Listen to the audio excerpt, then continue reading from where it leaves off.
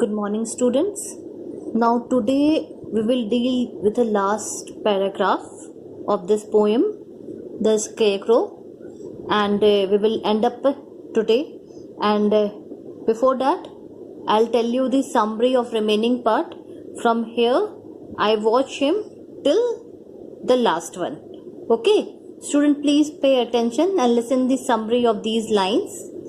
See, this Scarecrow watches his masters for long and stiff but steady step that shows his excitement. He was so excited for the spring season. The Scarecrow knew now that the cereal plant would soon grow in the field, which was first covered with the snow, because earlier it was winter season. Now very soon the Scarecrow will be able to see the vast field, this field, long field covered with grain shining due to the sunlight. Okay, because now it is spring season. So sun is always there in the sky and it will shine. So grains which will grow there, that will also shine due to the sunlight. And this was the time that he was long waiting for. Okay. So now this was a summary. Now I'll make you understand each line. Okay, so please student, pay attention. I watch him striding lank behind his clashing team, and know soon will the wheat swish body high where once lay a straw snow. Soon I shall gaze across a sea of sun begotten grain, which my unflinching watch hath sealed for harvest once again. Now student, please pay attention. I am going to explain line by line. I watch him striding lank behind. Student, please underline the word striding and lank. Striding means progress. Progress in the sense of growing of cereal. Okay. And lank means lean and thin. Long. Long and lean or thin, you can say. Okay, here it's saying I is referred to here Scarecrow. Scarecrow is saying that he is watching these all things. And what he is watching? He is watching him. Here him is used for wheat, cereals, which we are about to grow or which are growing in that field in which Scarecrow was placed. Okay. He is watching him striding lank behind his clashing team. His Scarecrow is saying that he is watching this wheat grains, that they are growing slowly and slowly with their clashing team. Clashing has having the two meaning. See, once clashing means same type. All the grains are of the same type, and one clashing means is colliding, and here the word clashing is meant for colliding, that each grains which are standing there, which has grown there, are colliding with each other by the gust of wind.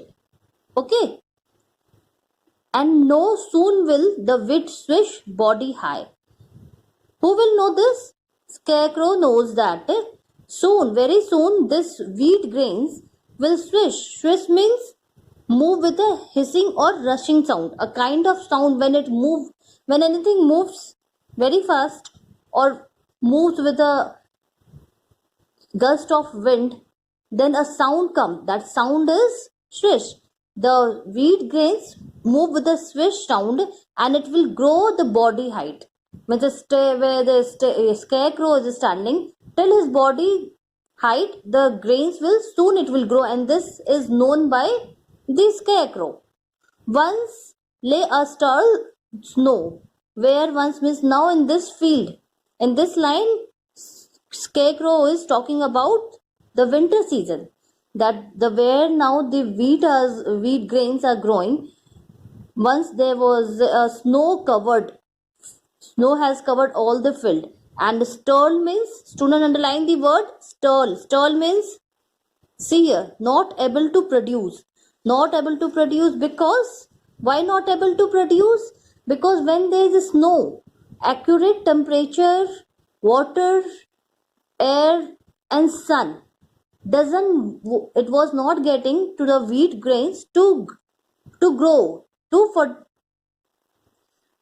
increase its height. Okay, so now it is spring season, and in spring all the temperature, all the things are sufficient to grow. So it is saying that the snow, when this winter season was stalled, and now it is a spring season. So it's saying that here now wheats are growing where once the whole field was covered with the snow, and that snow, what that snow was, it was stalled. Soon I shall graze across the sea. I shall gaze. Gaze means, student underline the word gaze. Gaze means look. Now soon the scarecrow will look across the sea of the sun begotten grain. Soon I gaze across a sea of sun begotten grain. Student underline the word here gaze. Gaze means look. And here sea of sun begotten grain. Here the word sea. Sea is what is sea? Sea is a ocean. Okay, like a ocean, where the very long area, very long area, vast area is covered by water. Okay, now that is sea. And why it is compared, that grain is compared with the sea? Because sea is very vast, very long, spread in a very long area. Okay, here same way this field of full of the grain is covered with a lot of wheat grains are there, lot of wheat grains are there.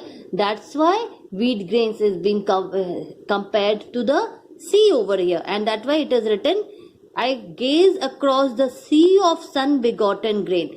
Student, see the word here begotten. Begotten means, it is given in your book, born of the sun. Born of the sun means it has been born, means when a sun is very important for the any plant to grow. So sunlight is there in the spring season, which is sufficient and which is important to grow any plant. That's why it's saying across the sea of sun begotten grain. Okay, that is needed. Sunlight is needed to grow also, and here due to sunlight the wheat grains are shining also.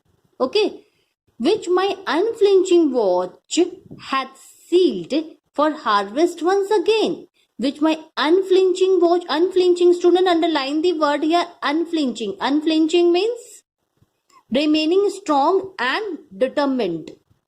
Here it is, this word has been used for scarecrow. Scarecrow, it shows that how this scarecrow is performing his duty with loyalty and with a full on, means he is very honest, very diligent, he is very nice in his work, that he is guarding very nicely. It is telling, which my flinching watch hath means has, has, has. It is a old English used here. Hath sealed. Student underline the word sealed. Sealed means lock. For harvest once again. Student underline the word harvest. The time when grain is collected from the field. Okay. Here it is telling, scarecrow is telling that he is working very nicely, that from his eyes none of the crow can come and eat the grain. He is taking care of the field very nicely. He is very determined. He is very confident that by his guarding, no crows, no any other birds can come and eat the grain. And this whole thing he is doing for his owner, for his master. And this he will do till when? Till the wheats are harvested, means wheat are being cut by the farmer. Okay, understood? Now I'll tell you few poetic devices. So student, please pay attention what the poetic devices are being used, or literal devices are being used in this poem. That is sorry. First, it is personified, like speaker here, I. I is generally, I speaker is using here word I, poet is using I, and that he has used the word from the scarecrow side, means a thing which is not alive has been given the identification of a living human being. That's why that is called personified. Okay, so speaker is here personified. Then imagery, second poetic device is imagery. See, what is imagery? The uses of imagery enables the reader to understand the writer's feeling and emotions. Like here the words are, sentences are, I flame with glittering rhyme. Here it is now, I flame with glittering rhyme. Means you get the feeling or you understand the emotion of the poet, what he want to say from all these. The line which I'll tell you, these all are what are, these all are imagery, and imagery is an poetic device. Okay. Now again next line is midnight neath a maze of a star. Here second line, at midnight neath the maze of the star. This line, these both lines are imagery. Wheat swish body high. Here again it is soon wheat swish body high. This is also the imagery. Okay. Sun begotten grain. Here sun begotten grain. These all are imagery. Okay, got it? Now you understood what is imagery. Now another poetic device is alliteration. What is alliteration? Repetition of consonant sounds in same line in quick succession. Like, see the line here, blow me black again. Here the line, blow me black again. See here, blow black. These are the consonant which has been used in the same line and with a quick succession. That is alliteration. This is alliteration. Then again next line is male at morning prime. Here male at morning prime. Here male and morning prime. Okay. Now next is rapture in my rag awake. Here the rapture in my rag awake. Here also the word rapture and rag. These in this line the consonant are being used in the same line and in a quick succession. Next is which is my flinching watch. Which is my flinching watch. Which is also used. Watch is also used. My strange master man. My strange master man. Now next line is, here it is, stand above the stubble stiff. Here all the same consonant is being used in the same line and with a quick succession means repeated regularly. Okay, in the same line. Very frequently repeated. Soon I shall gaze across a sea. Soon I shall gaze across the sea. So all these lines which I have told you now, these are which poetic devices? Poetic device, that is alliteration. Now one more poetic device I'll tell you, that is metaphor. What is metaphor? A word or phrase that is used in an imaginative way to show that somebody or something has same quality as another thing. Okay, and metaphor is used here as a sun begotten grain. Okay, sun begotten grain. What quality this sun is having? Same as here it is told about the grain also. Okay, so that's for all today. Student, please don't think that you will get the question answer in the exam just what is given back. Okay, you have to learn to frame your own answer in your own language. So please go through the poem or whatever I am making you understand. Go through that. Go through the video very carefully. I'll tell you a trick. I'll tell you a thing that whenever you see the video, sit with a pen and copy and jot down the things which I have taught you in this, and later on read it. Okay, in this way you can understand each and every line and you will not have any problem. Okay, students, so never be rely on this question answer only, that in exam you will get this also. From middle of the book also, from middle of the chapter also, I can give you the question answer. From anywhere I can ask about any line to make you understand.